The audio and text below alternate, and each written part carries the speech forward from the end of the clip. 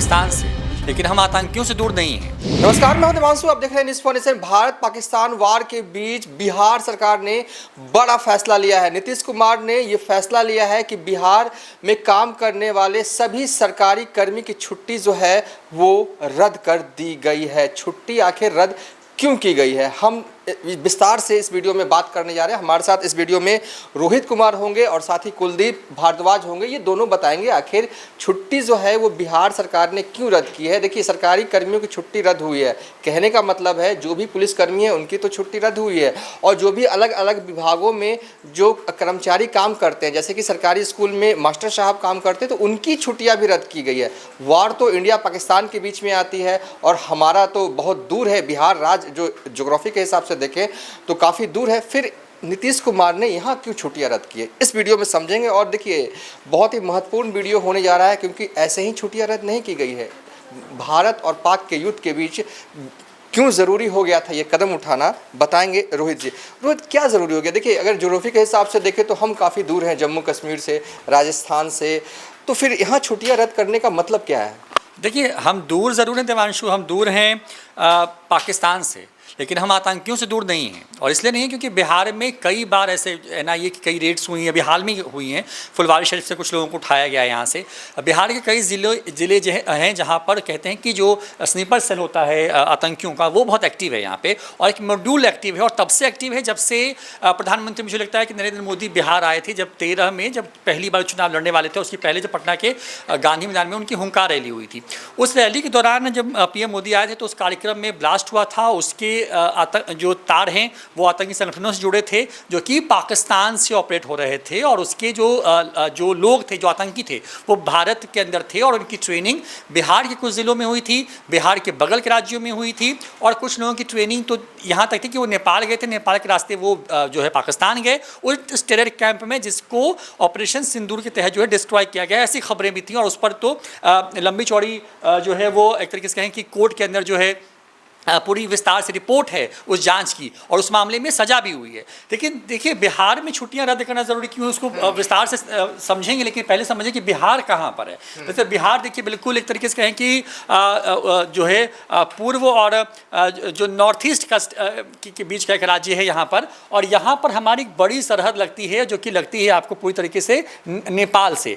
नेपाल के साथ हमारी कोई बहुत ज़्यादा ऐसी कोई घेराबंदी नहीं है, ओपन बॉर्डर है। और यहाँ पे मतलब क्योंकि नेपाल और बिहार के बारे में कहते हैं कि यहाँ पे बेटी रोटी का संबंध है, यहाँ से लोग जाते हैं नेपाल के लोग बिहार आते हैं इलाज कराने के लिए। पटना के आज भी अस्पतालों में कम से कम आप देखिए तो 1000 लोग आज भी नेपाल के होंगे। तो नेपाल क्यों चुनते हैं? क्योंकि देखिए, बहुत आसान रास्ता है, क्योंकि बहुत कुछ चेक पोस्ट्स हैं जहाँ से अमूमन गाड़ियाँ आती जाती हैं, लेकिन उसके अलावा पूरा बॉर्डर खुला हुआ है। पहाड़ी इलाका है, कई जगहों पर जंगली इलाका है, और वहाँ से आतंकियों की जो है वो आराम से आ पाते हैं, या फिर एक नागरिक के तौर पे भी वो आ जा सकते हैं।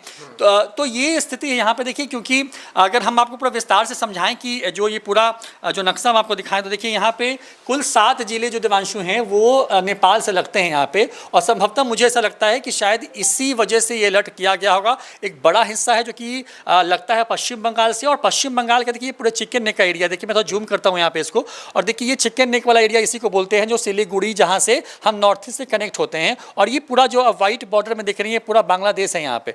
तो यहाँ से भी ये बहुत दूरी नहीं है, यहाँ पे मतलब कुछ ही किलोमीटर का फासला है। तो बांग्लादेश से क्योंकि अलर्ट वहाँ के लिए भी किया गया है, पश्चिम बंगाल में भी छुट्टियाँ रद्द की गई हैं। तो बंगाल से हमारे जो बॉर्डर हैं वो लगता है, और बंगाल का बॉर्डर लगता है बांग्लादेश से, जहाँ से अभी हाल के वक्त में भारत की तनातनी बनी हुई है, जब से वहाँ पर सरकार को अपदस्थ किया गया, और जहाँ पर जब अब वहाँ पे फिलहाल कार्यकारी जो प्रधानमंत्री वहाँ जो सब कुछ संभाल रहे हैं वहाँ पे। देखिए, ये एक पूरा हिस्सा है, और अगर हम इसको इस तरीके से मैप में आपको समझाएं तो देखिए, ये किशनगंज का पूरा पार्ट है, और किशनगंज में किशनगंज है, बगल में अररिया पड़ता है, फिर यहाँ पे सुपौल है, फिर यहाँ पे मधुबनी आ जाता है, फिर यहाँ पे सीतामढ़ी आता है, और उसके बाद यहाँ पे आता है पूर्वी चंपारण और पश्चिमी चंपारण। हाँ, लेकिन पश्चिमी चंपारण आता है, ये पूर्वी चंपारण। ये देखिए, जो हम मैप को हम समझ रहे हैं, फिर से लाते हैं। देखिए, इस बीच हम कुलदीप भारद्वाज के पास जो है वो जा रहे हैं। देखिए, कुलदीप भारद्वाज क्राइम रिपोर्टर हैं, और बिहार में जो है वो दशकों का इनको अनुभव है। कुलदीप भारद्वाज जी, जैसे कि बिहार सरकार ने सभी सरकारी कर्मियों की छुट्टियां जो है वो रद्द की है। कहना यह है कि कितने पुलिसकर्मी हैं टोटल बिहार में, पहले ये बता दीजिए, और इसके मायने क्या हैं? क्या बिहार पुलिस अलर्ट मोड में आ चुकी है अब? जी देखिए, बिहार पुलिस जो है मॉक ड्रिल के समय से ही, और जब भारत पाकिस्तान के रिश्ते जो है तल्ख होते गए और पहलगाम में जो है आतंकी हमला हुआ जिसमें 28 लोगों की जो है धर्म पूछकर हत्या कर दी गई, उसके बाद से ही जो है केंद्र सरकार के गृह मंत्रालय ने जो सर्कुलर दिया था उसके बाद से ही बिहार पुलिस अलर्ट मोड में थी, और अब जो है वर्तमान समय में हाई अलर्ट मोड में है। और जहां तक आपने सवाल पूछा बिहार में पुलिसकर्मियों की संख्या की, तो वर्तमान समय में ये 1,98,776 पुलिसकर्मी हैं। इसमें 9 बहाल पुलिसकर्मी भी हैं, क्योंकि देखिए जो रेशियो होता है 1 लाख पर जो है जितने पुलिसकर्मी चाहिए वो बिहार में नहीं रहा है। तो पिछले जो है 2 से 3 साल से लगातार इस प्रक्रिया को आपने देखा होगा कि बड़े पैमाने पर पुलिसकर्मियों की जो है भर्ती की जा रही है। तो अब यह संख्या, मानक संख्या जो है, जो आबादी है बिहार के, उसके अनुसार 2,25,000 पुलिसकर्मी होने चाहिए, लेकिन अभी भी बिहार पुलिस जो है उस मानक तक नहीं पहुंची है और बहाली प्रक्रिया लगातार जारी है। इसके तहत अब भी जो है बहाली होने जा रही है। मैं आपको बता दूं कि देखिए जिस तरीके से लगातार बिहार का जो है अंतर्राष्ट्रीय सीमा जो है नेपाल से मिलती है, जो फेंसलेस है, वहाँ पर आने जाने को लेकर जो है किसी तरीके की बाधा नहीं है। कुछ चेक पोस्ट हैं और एसएसबी है, सीमा सुरक्षा बल की जो है डिप्लॉयमेंट की गई है। लेकिन चूंकि रोटी बेटी का संबंध है, हमारे सहयोगी रोहित ने बड़ा अच्छा जो है दोनों जो है पड़ोसी ज्योग्राफी के बीच जो रिश्ता है उसको बहुत अच्छे ढंग से एलोबरेट किया कि हमारे बीच रोटी बेटी का संबंध है, तो आप किसी को रोक नहीं सकते हैं। और वेशभूषा, खान पान सब कुछ एक समान है, और रोटी बेटी का संबंध है तो बेखटक आते जाते रहते हैं। व्यापारिक रिश्ते भी हैं, चूंकि नेपाल लैंडलॉक्ड कंट्री है तो उसको तमाम जो है रसद और पेट्रोलियम, तमाम ऐसे जो है वस्तुओं की सप्लाई भी भारत करता है। तो एक तरीके से एक सवाल होगा कुलदीप जी, देखिए इंटरनल तौर पे हमने कई देखा है कि आप पुलिस अधिकारियों से बात करते रहते हैं, सोर्सेज भी हैं आपके। क्या पुलिस महकमे में इस तरह की बात हो रही है?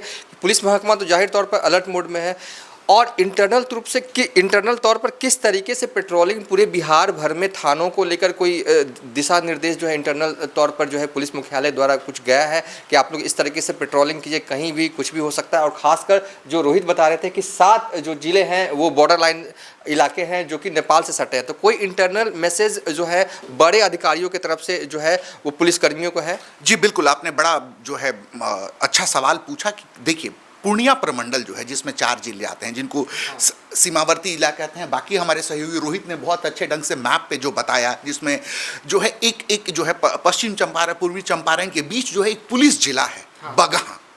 बगहा जो है वो बिल्कुल सटा हुआ है, और बगहा जो है वाल्मीकि नगर जो है वहाँ पे रिजर्व जो है वन है, वहाँ उसकी सीमा नेपाल से बिल्कुल घुसी हुई है। उस इलाके में जो जंगल झाड़, नदियाँ, पहाड़, तमाम जो है जगह हैं, इस जगह पे जो है एटीएस का डिप्लॉयमेंट हुआ है। अब एटीएस क्या है? बिहार पुलिस का वो विशेष जो है अंग है जिसको एंटी टेररिस्ट स्क्वाड कहते हैं। आपको बता दें कि बिहार में जो है तमाम ऐसे जो है आतंकवादियों को पूर्व में भी जो है बिहार पुलिस ने अपनी जाबाजी के साथ पकड़ा है। एनआईए ने भी लगातार जो है मिथिलांचल का इलाका हो, कोसी का इलाका हो या नेपाल से सटा हुआ इलाका हो, इस इलाके में जो है आतंकी गतिविधियां, देश विरोधी गतिविधियां, और रोहित ने जैसा जो है कहा कि स्लीपर सेल के एक्टिव होने की बात कही है, इसमें दरभंगा, कोसी का ये क्षेत्र है, दरभंगा, मधुबनी, सुपौल, फारबिसगंज, अररिया, किशनगंज, इन क्षेत्रों में जो है विदेशी नागरिकों के मिलने, अभी हाल में ही जो है आपने देखा कि इस वक्त जो है भारत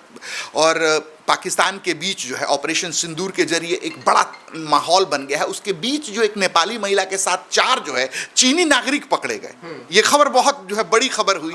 और वो नेपाली महिला से जब इंटरोगेशन किया गया, एसएसबी ने उसको गिरफ्तार किया, बिहार पुलिस को दिया, बिहार पुलिस के जरिए जो है राष्ट्रीय एजेंसियां जो है उनसे पूछताछ करती हैं, तो ये पता चलता है कि वो लगातार जो है फ्रीक्वेंट विजिटर है। तो आप इससे अंदाजा लगा सकते हैं कि एटीएस का जो सर्कुलेशन है, जो सवाल आपने पूछा था, उसका मंतव्य यही है कि जिस तरीके से एटीएस को जो है इन इलाकों में, पूर्णिया प्रमंडल में और नेपाल से जुड़े क्षेत्रों जो जिले हैं उसमें ज़्यादा एक्टिव किया गया है। तो इससे जो है पुलिस मुख्यालय भी काफी सतर्क है, किसी भी अनहोनी से निपटने के लिए व्यापक तैयारी की गई है। हाँ, चलिए बहुत बहुत शुक्रिया कुलदीप भारद्वाज जी। आखिरी सवाल मेरा रोहित से होगा। रोहित शुरुआत दौर में बता रहे थे, देखिए कुलदीप भारद्वाज ने बताया कि पुलिस महकमा जो है पूरे बिहार में अलर्ट मोड में है। कई मॉड्यूल पूर्व में भी बिहार में काम कर चुकी है, खासकर दरभंगा मॉड्यूल, और कई इलाकों का भी जिक्र किया। रोहित, आप बता रहे थे कि 7 जिले आते हैं, नेपाल उस साइड है, हो सकता है ऐसा कोई सूचना नहीं है, लेकिन कहीं कोई आतंकी जो है घुसने के प्रयास करें तो बिहार अगर पुलिस अगर अलर्ट मोड में रहती है तो बड़े हमले से जो है वो बचा जा सकता है। बहरहाल अलर्ट में रहना अच्छी बात है। आखिरी मेरा सवाल होगा कि बिहार सरकार ने ये फैसला लिया है, इसका इम्पैक्ट आप क्या देख पा रहे हैं? क्योंकि देखिए लगातार जो है वार जोन में एक कहीं ना कहीं कई जिले हैं, कई राज्य हैं। देखिए पुलिस अब रोकेगी टोकेगी और मतलब लोगों की शिनाख्त करेगी, ये तो तय हो गया है। मतलब और कम से कम जो जिले हैं, जो सीमावर्ती जिले हैं, बस वही जिले नहीं है देवांशु। आप फिर पश्चिम बंगाल से जुड़े हुए तमाम जिलों को देख लीजिए। पश्चिम बंगाल जुड़ता है,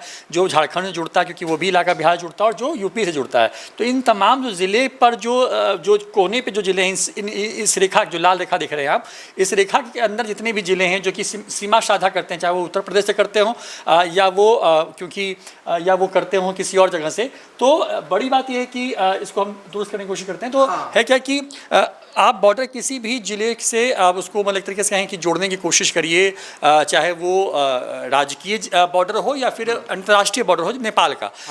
है क्या कि चौकसी बरतने की बात कही। नीतीश कुमार नहीं चाहते हैं कि बिहार का नाम फिर से जुड़ जाए, क्योंकि देखिए लगातार ये बातें कही जा रही हैं दुश्मनों की तरफ से कि हम जवाब देंगे। तो जवाब देने के लिए वो तमाम तरह के हथकंडे अपनाएंगे, क्योंकि मैं लगातार कह रहा हूँ कि उनके लोग हैं।